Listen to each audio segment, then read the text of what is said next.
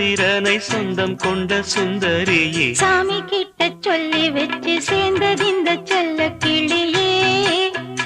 இந்த பூமியுள்ள காலம் மட்டும் வாழும் இந்த அன்பு கதையே. முத்துமணியே பட்டு துணியே ரத்தினமும் முத்தினமும் சேர்ந்து வந்த சித்திரமே சாமி கிட்ட சொல்லி வச்சு சேர்ந்தது இந்த செல்ல கிளியே. இந்த பூமியுள்ள காலம் மட்டும் வாழும் இந்த அன்பு கதையே.